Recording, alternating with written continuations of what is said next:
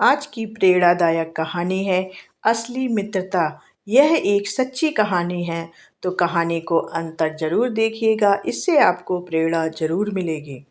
तो चलिए शुरू करते हैं। वह एक छोटी सी झोपड़ी थी। एक छोटा सा दिया झोपड़ी के एक कोने में रखा अपने प्रकाश को दूर दूर तक फैलाने की कोशिश कर रहा था, लेकिन एक कोने तक ही उसकी रोशनी सीमित होकर रह गई थी।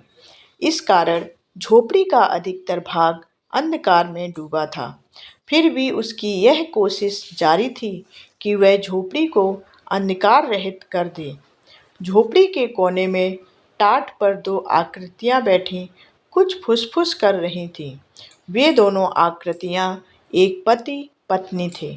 पत्नी ने कहा, स्वामी, घर का अन्न जल पूर्ण रूप से समाप्त है, केवल यही भुने चने हैं। पति का उपस्वर उभरा, हे भगवान, यह कैसी महिमा है तेरी। क्या अच्छाई का यही परिणाम होता है। पत्नी सोच में पड़ गई। पति भी सोचनीय अवस्था में पड़ गया। काफी देर तक दोनों सोचते रहे। अंत में पत्नी ने कहा, स्वामी, घर में भी खाने को कुछ नहीं है। निर्धनता ने हमें चारों ओर से घेर लिया है। आपके मित्र कृष्ण अब तो मथुरा के राजा बन गए हैं। आप जाकर उन्हीं से कुछ सहायता मांगो। पत्नी की बात सुनकर पति ने पहले तो कुछ संकोच किया, पर फिर पत्नी के बार बार कहने पर वह द्वारका की ओर रवाना होने पर सहमत हो गया। सुदामा नामक उस गरीब आदमी के पास धन के नाम पर फूटी कौड़ी भी ना थी और ना ही पैरों में जूतियां। मात्र एक धोती थी जो आधी शरीर पर और आधी गले में लिपटी थी। धूल और कांटों से भरे मार्ग पर को पार कर सुदामा द्वारका जा पहुँचे। जब वह कृष्ण के राजभवन के द्वार पर पहुँचे तो द्वारपाल ने उन्हें रोक लिया। सुदामा ने कहा, मुझे कृष्ण से मिलना है। द्वारपाल क्रोध होकर बोला, दुष्ट महाराज कृष्ण कहो। सुदामा ने कहा, कृष्ण मेरा मित्र है। यह सुनते ही द्वारपाल ने उसे सिर से पांव तक घूरा और अगले ही क्षण वह हंस पड़ा। तुम हंस क्यों रहे हो? सुदामा ने कहा। जाओ, कहीं और जाओ, महाराज ऐसे मित्रों से नहीं मिलते। द्वारपाल ने ऐसा कहा और उसकी ओर से ध्यान हटा दिया, किंतु सुदामा अपनी बात पर अड़े रहे। द्वारपाल परेशान होकर श्री कृष्ण के पास आए और उन्हें आने वाले की व्यथा सुनाने लगे। सुदामा का नाम सुनकर कृष्ण नंगे पैर ही द्वार की ओर दौड़ पड़े। द्वार पर बचपन के मित्र को देखते ही वे फूले न समाये। उन्होंने सुदामा को अपनी बाहों में भर लिया और उन्हें दरबार में ले आए। उन्होंने सुदामा को अपनी राजगद्दी पर बिठाया, उनके पैरों से कांटे निकाले और पैर धोए। सुदामा मित्रता का यह रूप प्रथम बार देख रहे थे। खुशी के कारण उनके आंसू रुकने का नाम नहीं ले रहे थे। और फिर कृष्ण ने उनके कपड़े बदलवाए। इसी बीच उनकी धोती में बंधे भुने चनों की पोटली निकल कर गिर पड़ी। कृष्ण चनों की पोटली खोलकर चने खाने लगे।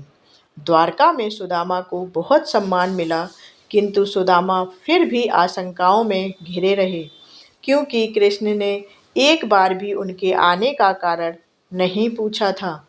कई दिन तक वे वहाँ रहे और फिर चलते समय भी ना तो सुदामा उन्हें अपनी व्यथा सुना सके और ना ही कृष्ण ने कुछ पूछा। वह रास्ते भर मित्रता के दिखावे की बात सोचते रहे। सोचते सोचते हुए वह अपनी नगरी में प्रवेश कर गए। अंत तक भी उनका क्रोध शांत ना हुआ, किंतु उस समय उन्हें हैरानी का तेज झटका लगा जब उन्हें अपनी झोपड़ी भी अपने स्थान पर ना मिली। झोपड़ी के स्थान पर एक भव्य इमारत बनी हुई थी। यह देखकर वे परेशान हो उठे। उनकी समझ में नहीं आया कि यह सब कैसे हो गया। उनकी पत्नी कहाँ चली गई। सोचते सोचते वे उस इमारत के सामने जा खड़े हुए। द्वारपाल ने उन्हें देखते ही सलाम ठोका और कहा, आइए मालिक। यह सुनते ही सुदामा का दिमाग चकरा गया।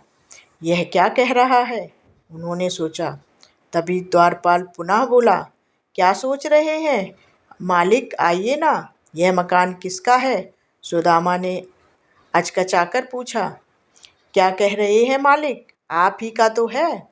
तभी सुदामा की दृष्टि अनायास ही ऊपर की ओर उठती चली गई। ऊपर देखते ही वह और अधिक हैरान हो उठे।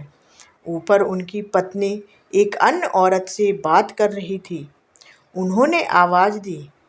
अपना नाम सुनते ही ऊपर खड़ी सुदामा की पत्नी को ने नीचे देखा और पति को देखते ही वह प्रसन्नचित्त होकर बोली, आ जाइए स्वामी, यह आपका ही घर है। यह सुनकर सुदामा अंदर प्रवेश कर गए। पत्नी नीचे उतर आई तो सुदामा ने पूछा, यह सब क्या है?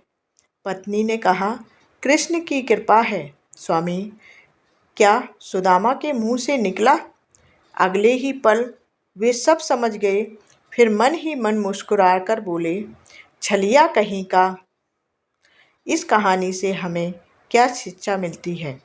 मित्रों, मित्र वही है जो मित्र के काम आए। असली मित्रता वह मित्रता होती है जिसमें बगैर बताए, बिना एहसान जताए मित्र की सहायता इस रूप में कर दी जाए कि मित्र को भी पता ना चले। जैसा उपकार श्री कृष्ण ने अपने बाल सखा सुदामा के साथ किया था। आपको ये कहानी कैसी लगी कमेंट करके बताएं और प्रेरणादायक कहानियों के लिए हमारे चैनल को सब्सक्राइब कर लें। वीडियो को लाइक करें, शेयर करें। धन्यवाद।